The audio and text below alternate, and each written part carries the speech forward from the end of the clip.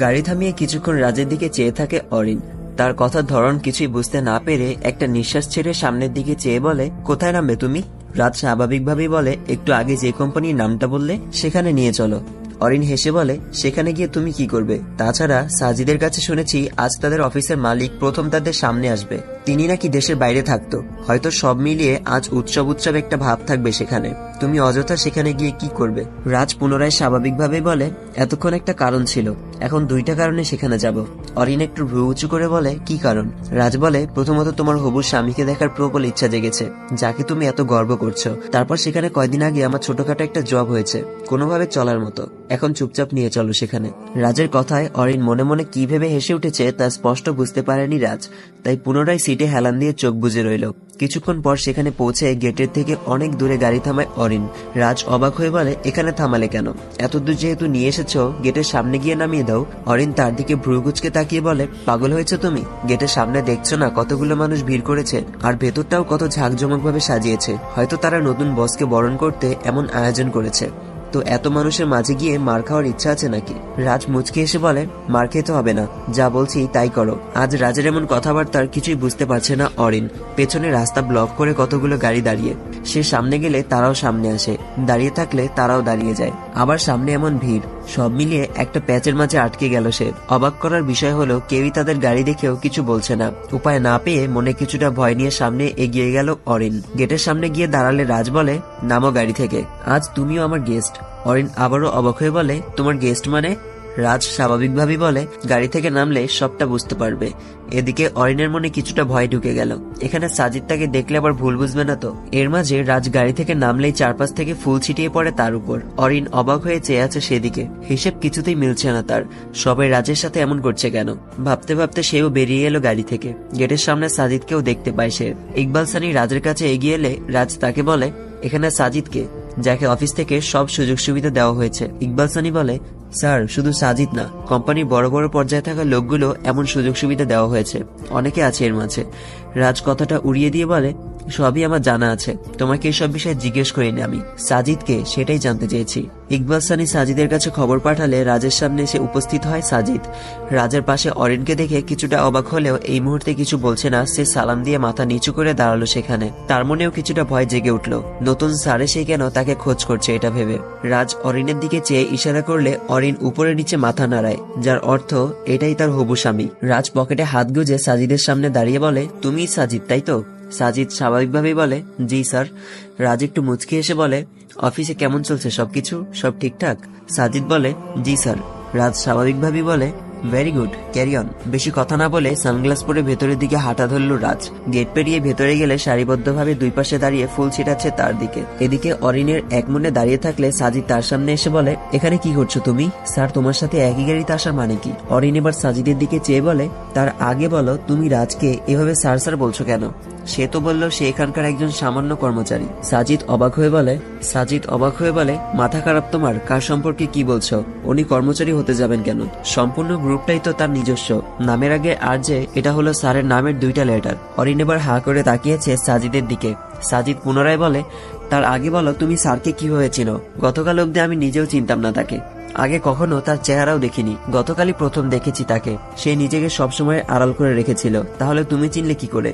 অরিন এখনো সেই অবাক দৃষ্টিতে সাজিদের দিকে চেয়ে বলে, যাকে আমি ছোট লোক সহ আরো কত কিছু বলে অপমান করেছিলাম, আর তুমি তারই গ্রুপের একজন কর্মচারী? সাজিদ কিছু না বুঝে বলে, মানে কি? অরিন আর সেখানে না দাঁড়িয়ে বলে, কিছু না, বাসায় চলে যাচ্ছি আমি, এখানে দাঁড়িয়ে থাকতে আর এক মুহূর্তও ভালো লাগছে না আমার। বলেই গাড়িতে উঠে চলে গেল অরিন। সাজিদ কিছুই বুঝতে না পেরে হা করে চেয়ে আছে। অরিনের কর্মকাণ্ডে হয়তো সে নিজেও হতভম্ব। কেটে গেল আরো কয়েক মাস, মোটামুটি সবকিছু সেটেল করে নিয়েছে রাজ। ইকবাল সানিকে বলে তুষার ও নিবিড় দুজনকে অফিসিয়াল কাজের উপর 6 মাসের স্পেশাল ট্রেনিং এর ব্যবস্থা করে নিতে, যেন সবকিছু ঠিকঠাক ভাবে পরিচালনা করতে পারে তারা। তার মাঝে কয়েক মাস গেল মাত্র, এখনো পুরোপুরি ট্রেনিং শেষ হতে এখনো বাকি আছে অনেকটা। রাজ ও রুশান দুজন দুই দিকে চলে গেলেও সবার সাথে যোগাযোগটা আছে আগের মতোই। এর মাঝে পরিস্থিতি সম্পর্কে বেশ কয়েকদিন ফৈদ আন্টি ও নীলার বাবাকে বুঝিয়ে বিয়ের জন্য রাজি করালো তারা। এর মাঝে কাছাকাছি থাকার সবসময় প্রয়োজনে কথা হওয়ার মাঝেও একটা আউটস্ট্যান্ডিং তৈরি হয়ে গেছিল নিজেদের মাঝে। সব মিলিয়ে প্রায় 3 মাস লেগে গেল তাদের বিয়ে পর্যন্ত পৌঁছাতে। ফরিদা আন্টির কোনো ছেলে না থাকায় তার পূর্বের স্বামী রেখে যাওয়ার ব্যবসায়িক প্রতিষ্ঠানের দায়িত্ব তার বর্তমান মেয়ের হবু জামাই মানে নিবিড়কেই দিয়েছে সে। পড়াশোনা শেষ হলে নতুন করে সবকিছু শুরু করবে সে। এর মাঝে রাজও আশ্বাস দিল তাকে যে প্রয়োজনে সব হেল্প করবে, যে কোনো প্রয়োজনে। আপাতত পড়াশোনাটা শেষ করে নিজের একটা অবস্থান তৈরি করায় ব্যস্ত নিবিড়। সেই সাথে তুষারের সাথে রাজের দেওয়ার ট্রেনিং এর পড়াশোনার পাশাপাশি সবটাই ধারণা তৈরি হচ্ছে তারও। শীতের সকাল, জ্যাকেট গায়ে গাড়ির সামনে দাঁড়িয়ে আছে সে। সাথে তুষারও এসে দাঁড়ালো সেখানে। ঠান্ডায় হাত দুটো ঘষাঘষি করছে সে। রাজের সাথে গাড়িতে উঠে কোথায় যাচ্ছে তা এখনো বুঝতে পারেনি সে। রাজকে কয়েকবার জিজ্ঞেস করলেও রাজ এই বিষয়ে কিছু বলেনি তাকে। সারপ্রাইজ হিসেবেই নিয়ে যাচ্ছে তুষারকে। সকালের মিষ্টি আলো চারপাশটায় ফুটে উঠল। সেই সাথে ধীরে ধীরে শীতলটাও কমছে একটু একটু করে। কিছুক্ষণের মাঝে একটা বাড়ির সামনে এসে দাঁড়ায় তারা। শরীর থেকে জ্যাকেট খুলে হাত নিয়ে তুষারের পাশে এসে দাঁড়িয়ে বাড়িটার দিকে একবার চোখ বুলিয়ে বলে, বাড়িটা কেমন লাগছে তোর কাছে? তুষার চারপাশে চোখ বুলিয়ে দেখে দুইটা গাড়িও আছে সেখানে, সেই সাথে সুন্দর একটা বাড়ি। তবে কিছু বুঝতে না পেরে বলে, কার বাসায় নিয়ে আসলি সকাল সকাল? রাজ হেসে বলে, এক বন্ধুর বাসা, চল ভেতরে গিয়ে দেখে আসি। কিছুক্ষণ ঘোরাঘুরি করে বাড়িটার সম্পর্কে রাজ জিজ্ঞেস করলে তুষার মুগ্ধতা নিয়ে বলে, খুবই সুন্দর বাড়িটা। তবে তোর বন্ধু কোথায়? তাকে দেখছি না যে। রাজ এবার একটু হেসে বলে, তোর ছোট বোনের না একটা স্বপ্ন ছিল এমন একটা বাড়ি থাকার? তুষার অবাক হয়ে বলে, সেটা তুই জানলি কি করে? রাজ বলে, বাদ দে ওসব, এই নে চাবি। আজ থেকে এখানে যা যা চোখে পড়েছে সবটাই তোর। আন্টিকে ও ছোট্ট বোনটাকে নিয়ে দ্রুত উঠে পড়ে এখানে। তুষার এবার অবাক হয়ে চেয়ে আছে রাজের দিকে। একটু হেসে বলে, মজা করছিস আমার সাথে? শুধু শুধু এত বড় বাড়িটা কেন দিবি আমায়? সাথে গাড়িগুলো আর এত কিছু এমনিতেও তোর থেকে কেন নিব আমি? রাজ স্বাভাবিকভাবেই বলে, বড় পজিশনে থাকা স্টাফদের থাকার জন্য ফ্ল্যাট ও চলাচলের জন্য গাড়ি দেওয়া হয় অফিস থেকে, সেই হিসেবে তুইও পাচ্ছিস, যদিও তোরটা একটু বেশি স্পেশাল। আশা করি এবার কোনো ভঙ্গিতা করবি না। তুষার আবার বলে, কিন্তু আমি তো তোর অফিসের কোনো স্টাফই না, তাহলে আমায় কেন দিচ্ছিস? রাজ এবার তার কাঁধে হাত রেখে বলে, পড়াশোনার পাশাপাশি তোকে ট্রেনিং দেওয়া হচ্ছে কি এমনি এমনি? তবে বন্ধু মানুষ দেখে একটু বেশি স্যাক্রিফাইস করা হলো তোর ক্ষেত্রে। এখন অযথা পেঁচাল না করে সবকিছু বুঝে নে, আর খুব দ্রুতই আন্টি আর আমার ছোট্ট বোনটাকে নিয়ে উঠে পড়ে এখানে। দেখবি অনেক খুশি হবে তিশা। তুষার চুপচাপ চেয়ে আছে রাজের দিকে। কিছুক্ষণের মাঝেই চোখ দুটো ছলছল করে উঠল আচমকাই রাজকে জড়িয়ে ধরে খুব শক্ত করে। সেই সাথে হেসে উঠে রাজও। একজন অজানা এক কারণে চোখে জল ফেলছে, অন্যজন তা দেখে হাসছে। আরো কয়েকদিন কেটে গেল। তুষার তার মাকে ও বোনকে নিয়ে এলো ঢাকায়। প্রথমে ফৈদান্টিদের সাথে একদিন কাটালো। নতুন বাড়ির সম্পর্কে কিছুই বুঝতে দিল না তাদের। পরদিন সন্ধ্যায় সুন্দর একটা জায়গায় নিয়ে যাওয়ার কথা বলে মা ও তিশার চোখে কাপড় বেঁধে বাড়ির সামনে নিয়ে এলো তাদের। সাথে রাজ, নিবিড়, ফৈদান্টিরাও সহ সবাই আছে। লাইটিং করে সন্ধ্যার পর সৌন্দর্য বৃদ্ধি করা হয়েছে চারপাশে। বাড়ির সামনে এনে মা ও তিশার চোখ খুলল। পরিস্থিতি বুঝে উঠতে কিছুক্ষণ সময় নিল তিশা। চারপাশে তাকিয়ে এত সাজ দেখে বলে, কার বিয়ে আজ? পাশ থেকে নিবিড় হেসে বলে, আমাদের তিশামণির বিয়ে। আরেকজনকে পাঠিয়েছে আমাদের তিশার জন্য একটা জামাই খুঁজে আনতে। পাশের সবাই হেসে উঠলেও তিশার মনটা বিষণ্ণ হয়ে এলো। করুণ দৃষ্টিতে একবার তাকালো তুষারের দিকে। মনে মনে ভাবছে, ভাইয়া কি সত্যি তাকে বিয়ে দিয়ে দিবে?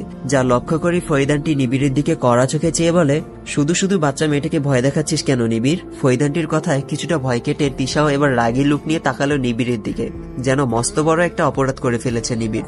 সবাইকে নিয়ে ভেতরে গেল রাজ। তিশাকেও চারপাশটায় চোখ বুলিয়ে তুষারকে ফিসফিসিয়ে বলে, ভাইয়া এখানে কেউ নেই কেন?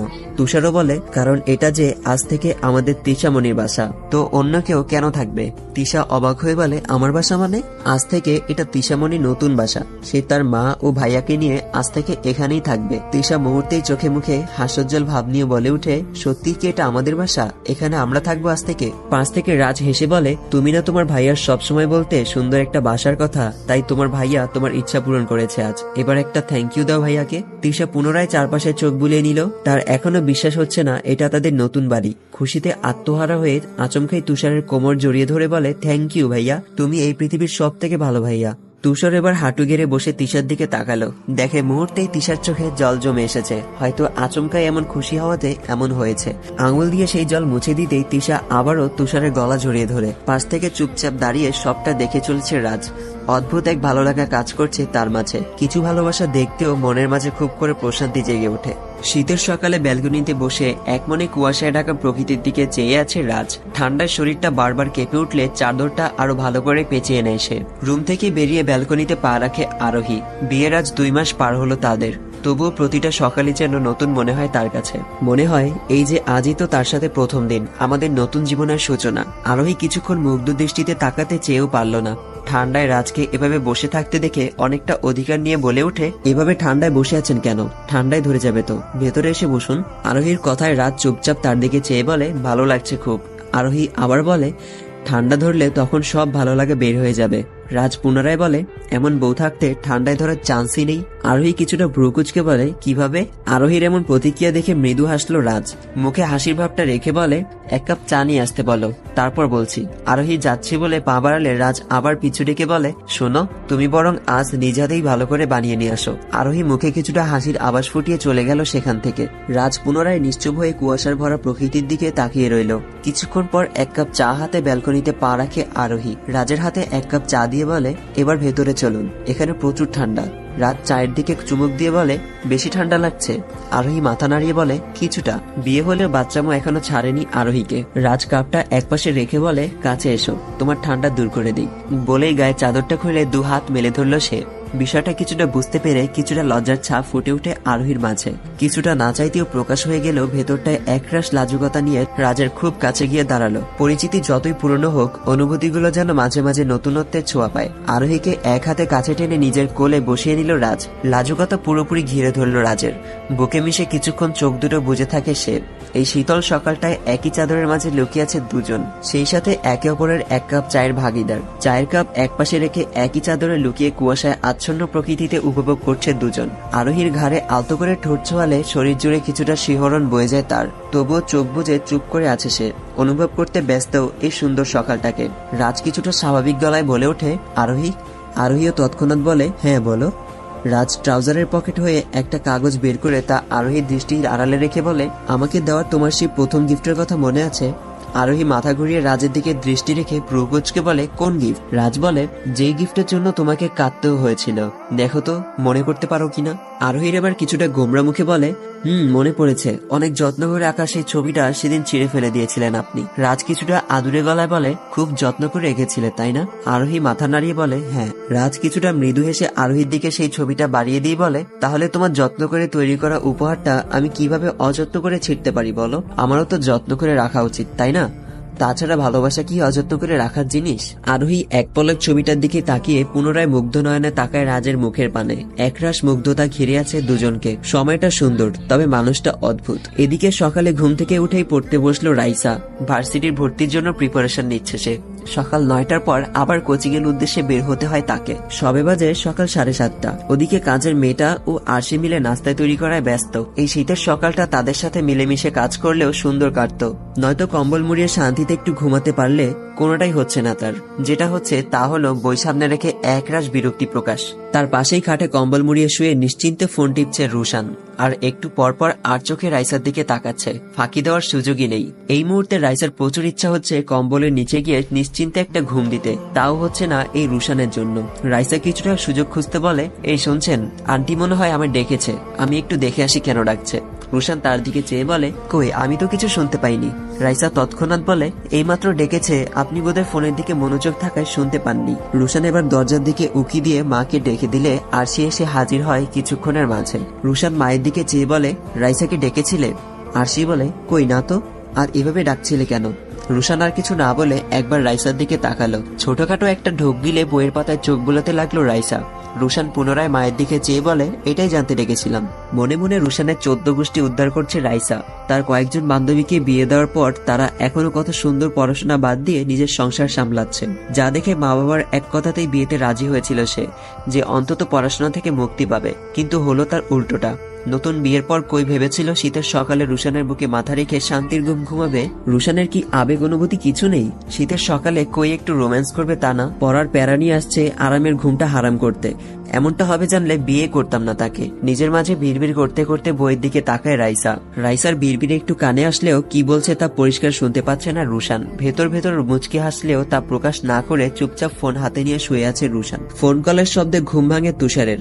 ফোন হাতে দেখে পরপর 3টা কল দিয়েছিল ফারিহা। জিভে কামড় কেটে পুনরায় কল ব্যাক করে তুষার। মনে একটা ভয় সবসময় কাজ করে তার। অনেক বছর অপেক্ষা করে একটা গার্লফ্রেন্ড জুটলো তার। এখন কোনো ভুল করে এটা হারানো যাবে না কোনোভাবে। পুনরায় কল ব্যাক করে টানা 10 থেকে 12 বার একের পর এক সরি বলে গেল তুষার। ওপাশ থেকে ফারিহা কিছুটা রাগী ভাব নিয়ে বলে, কয়বার ফোন দিয়েছি তোমায়? তুষার আবার বলে, আমি সত্যিই দেখতে পাইনি, সকালবেলায় ঘুম বুঝেই তো, প্লিজ রাগ করো না তুমি। ফারিহা আবার বলে, বিয়ের আগেই তুমি আমাকে ইগনোর করে চলেছো, তাহলে বিয়ের পর কি করবে? তুষার আবার বলে, আমি সত্যি জেনে শুনে তোমায় ইগনোর করিনি। ফারিহা রেগে বলে, তার মানে না জেনে ইগনোর করেছো? তুষার জিভে কামড় দিয়ে বলে, এই না না, কি বলি আর কি বুঝো, আমি তোমাকে ইগনোরই করিনি, আমি ঘুমিয়েছিলাম তাই ধরতে পারিনি ফোন। ফারিহা এবার বিরক্তি নিয়ে বলে, আচ্ছা বাই, রাখি আমি। তুষার অস্থিরতা দেখিয়ে বলে, এই শুনো শুনো প্লিজ, রাগ করছো কেন? ওকে ফাইন, এখন কি করলে তোমার রাগ ভাঙবে তাই বলো, আমি সেটাই করব। ফারিহা এবার স্বাভাবিকভাবেই বলে, যা বলবো তাই করবে তো? তাহলে খাট থেকে নেমে নিচে দাঁড়াও, এরপর ভিডিও কল দিয়ে ফোনটা সামনের একটা টেবিলের কিছুটার সাথে হেলান দিয়ে লম্বালম্বি ভাবে রেখে 10 বার কান ধরে উদ্বোস করো, তাহলেই আমার রাগ ভাঙবে। তুষার কিছুটা আহত গলায় বলে, প্লিজ এই কান ধরাটা বাদ দিয়ে অন্য কিছু দাও। ফারিহা বলে, ওকে ফাইন, আমি গেলাম, আল্লাহ হাফেজ। তুষার আবারও অস্থির হয়ে বলে, আচ্ছা ঠিক আছে, এই যে আমি 10 বার কান ধরে উঠবস করছি। বলেই কল কেটে ভিডিও কল দেয় তুষার। ফোনটা সামনে রেখে একে একে কান ধরে উঠবস করছে সে। ওপাশ থেকে ফারিহা 1-2 করে গণনা করছে আর পাশে নীলাকে ইশারায় দেখাচ্ছে, দেখো ভাবি, তোমার দেবরকে কিভাবে নাকানি চুবানি খাওয়াচ্ছি আমি। নীলা তা দেখে বলে, বেচারাকে এই সাত সকালে এভাবে কান ধরানোটা কি ঠিক হচ্ছে বলো? ফারিহা হেসে বলে, একটু টাইট দিয়ে না রাখলে আবার অন্য মেয়ের দিকে মোড় কাটতে পারে, তাই মাঝে মাঝে এমন পানিশমেন্ট দেই তাকে। এর মাঝে তুষারের রুমে এসে প্রবেশ করে তার ছোট বোন তিশা। তুষারকে এভাবে কানে ধরে উঠবস করতে দেখে কিছুটা অবাক হলো সে। পেছন থেকে বলে ওঠে, ভাইয়া তুমি এভাবে কান ধরে উঠবস করছো কেন? তুষার থেমে গিয়ে পেছনে ফিরে তিশাকে দেখে কিছুক্ষণ কথা খুঁজে আচমকে বলে ওঠে, তোকে কে বলেছে কান ধরেছি? আমি তো সকাল সকাল উঠে ব্যায়াম করছি, একবার উঠি একবার বসি, এটাই ব্যায়াম। তুই ছোট মানুষ, এগুলো বুঝবি না। তিশা এবার সামনের টেবিলে থাকা ফোনটার দিকে তাকিয়ে বলে, তাহলে ফোনে ওই মেয়েটাকে যে প্রতিবার 1-2 করে গুনছিল? তুষার আবার কিছুটা কথা সাজিয়ে বলে, আরে ওটা তো আমার টিচার, তোদেরকে যেমন টিচাররা পড়ায় আমাদেরকেও তেমন টিচাররা ব্যায়াম করায়। এর মাঝে তুষারের মা আসলো রুমে। টেবিলে নাস্তা রেখে অনেকক্ষণ আগে তিশাকে পাঠিয়েছিল তুষারকে ডেকে দিতে। এখন তিশারও খবর নেই, তাই তিনি নিজেও আসলেন রুমে। ভাই বোন দুজনকে এমন কথা বলতে দেখে তিনি কারণ জিজ্ঞেস করলে তিশা বলে ওঠে, ভাইয়া কানে ধরে উঠবস করছিল আর একটা মেয়ে ফোনে 1-2 করে গুনছিল। তুষার জিভে কামড় দিয়ে বলে, না না মা, ও আসলে বুঝিনি বিষয়টা, আমি আসলে ব্যায়াম করছিলাম। সকালবেলা তো ব্যায়াম করা স্বাস্থ্যের জন্য খুবই ভালো, তাই না? তুষারের মা বলে, তাহলে কর্মের কথা বললো? তুষার বলে, মা সে হলো আমাদের অনলাইনের টিচার। তুষারের মা কিছু না বুঝে বলে, অনলাইনে যে কিভাবে পড়াশোনা করিস এত কিছু বুঝি না আমি, এখন নাস্তা করতে আয়। বলে রুম থেকে বেরিয়ে গেল সে। একটা স্বস্তির নিঃশ্বাস ছাড়লো তুষার। পাশ থেকে তিশা মুচকে এসে বলে, ভাইয়া আমি কিন্তু সব বুঝে গেছি। সুন্দর সময়গুলো কেটে গেল এক এক করে। সেই ব্যাচেলর লাইফের ইতি টেনে একে একে কেটে গেল 5টা বছর। আজ সবাই নিজেদের মতো জীবন নিয়ে ভাবতে ব্যস্ত সময় পার করছে। সেই সাথে নিজেদের পরিবারকে, স্ত্রী সন্তানদেরকে হাসি খুশি রাখতে ব্যস্ত। তাদেরও একটা সুন্দর ব্যাচেলর লাইফ ছিল, তা আজ জীবনের এই পর্যায়ে এসে 1 কাপ চায়ের সাথে দীর্ঘশ্বাসের একটা গল্প হয়ে দাঁড়ালো। সেই মুহূর্তগুলো জীবন থেকে চলে গেলেও রয়ে গেল স্মৃতিগুলো, ভালোবাসা আর বন্ধুত্বটা রয়ে গেল এখনো আগের মতো। আজ একটা বিশেষ দিন। রাজ তার 3 বছরের ছেলেকে কোলে নিয়ে আদর করে খাইয়ে দিতে ব্যস্ত। অপরদিকে রুশানের মেয়ের বয়স আজ 2 বছর। তুষার পড়াশোনা শেষে বিয়ে করেছে সবে 1.5 বছর হলো।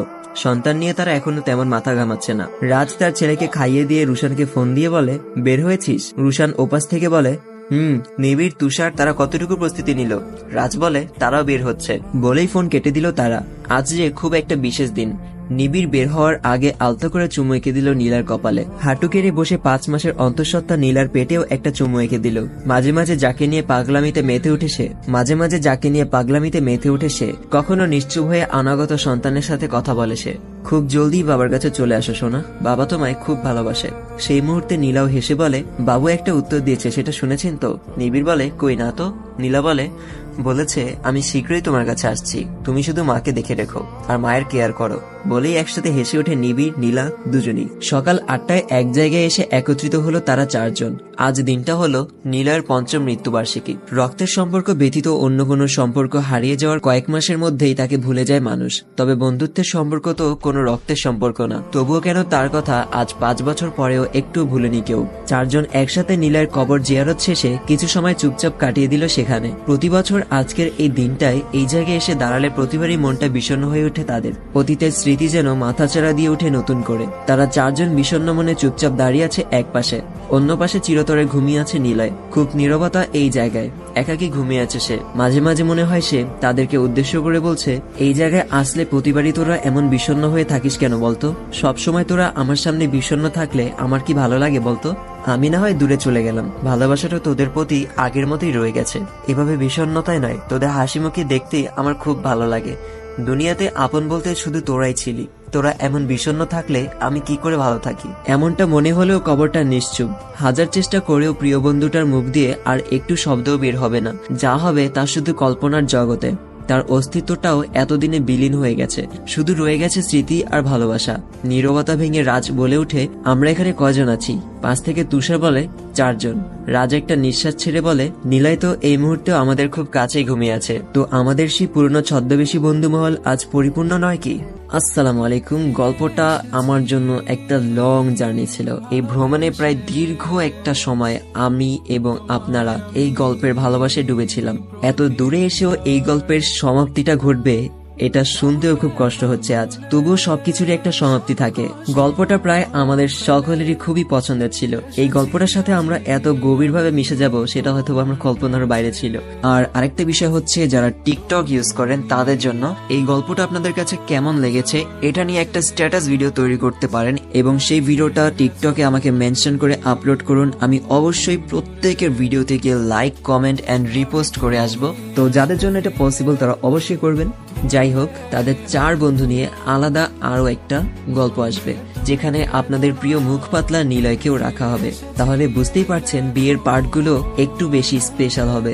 সবশেষে একটা কথাই বলবো, এই লং জার্নিতে যারা আমাকে সাপোর্ট করে এসেছেন সবার প্রতি এক আকাশ সমান ভালোবাসা। আর হ্যাঁ, এই এতদিনের লং জার্নির এই গল্পটা আপনাদের কেমন লেগেছে অবশ্যই কমেন্টে জানাতে ভুলবেন না। পরবর্তীতে কি গল্প চান সেই বিষয়ে মন্তব্য করবেন অবশ্যই। আপনারা যদি চান তাহলে এই গল্পের সিজন 3 নিয়ে আসবো, আর যদি চান নতুন গল্প তাহলে নতুন গল্প দিব। সেটা আপনাদের উপরে ডিপেন্ড করে। তাহলে দেরি কিসের? এখনই কমেন্ট করুন আপনারা নতুন গল্প চান নাকি এই গল্পের মানে অনুভূতি গল্প সিজন 3 চান। আর হ্যাঁ, আমার ভিডিওগুলো যদি আপনাদের একটু ভালো লেগে থাকে তাহলে অবশ্যই ভিডিওতে লাইক করে দিন। আর যারা আমার চ্যানেলটিকে এখনো সাবস্ক্রাইব করেননি প্লিজ এই ভালোবাসা ভাইটাকে সাবস্ক্রাইব করে দিন। ইনশাল্লাহ আবার দেখা হবে নতুন কোনো গল্পে। সবাই সুস্থ থাকবেন, ভালো থাকবেন। আল্লাহ হাফেজ।